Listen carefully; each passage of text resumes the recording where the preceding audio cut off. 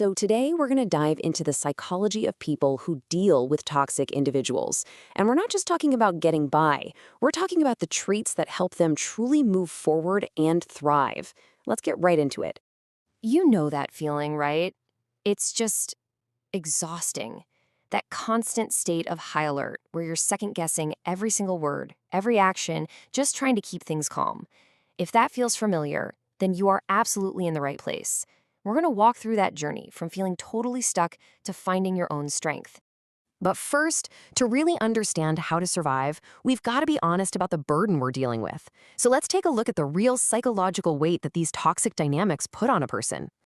So, what do we actually mean by toxic? Because it's a word that gets thrown around a lot.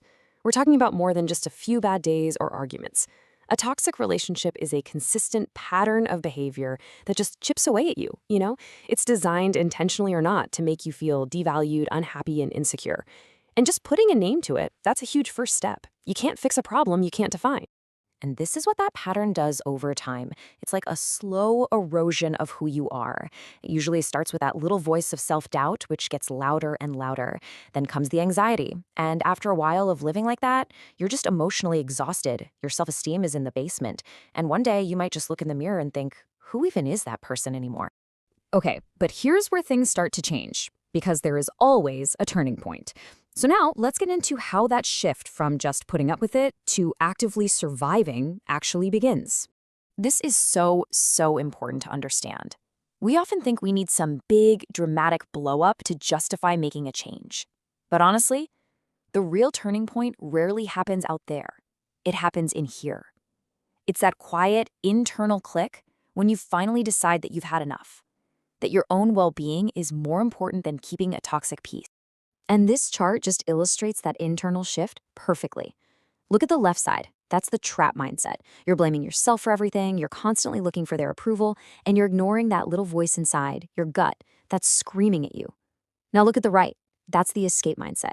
You start to see who's really responsible, you put your own self-respect first, and you finally start trusting your instincts again.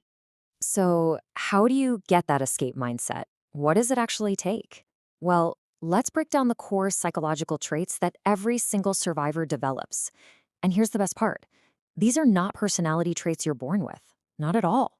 These are skills. They can be learned. So think of this as your personal roadmap to getting your strength back. It's basically a 3-step process. First, developing self-awareness. Second, building boundaries. And third, cultivating your own independence. Let's unpack each one. Okay, first up, radical self-awareness. And that word radical is there for a reason.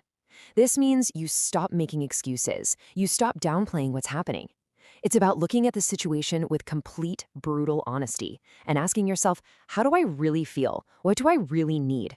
And then acknowledging, without judging yourself, that the situation is not meeting those needs. It's the foundation for everything else. So once you know what you need, you have to protect it.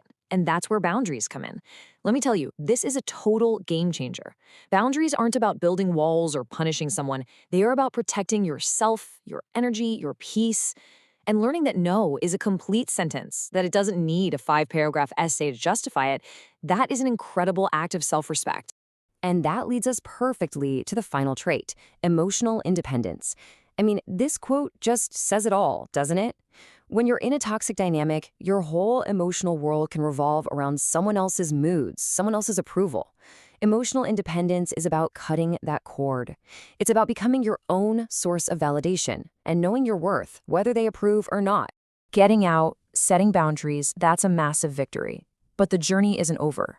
Real healing means moving beyond just surviving what happened and into actively building a future where you can actually thrive. The goal isn't just to be okay. It's to use what you learned to build a life that's more resilient and joyful than ever before. Let's see how that's done. The key here is being intentional about your healing. It doesn't just happen.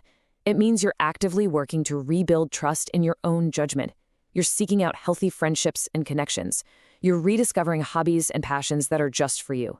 And maybe the most important of all, you're practicing being kind to yourself every single day. And please remember this.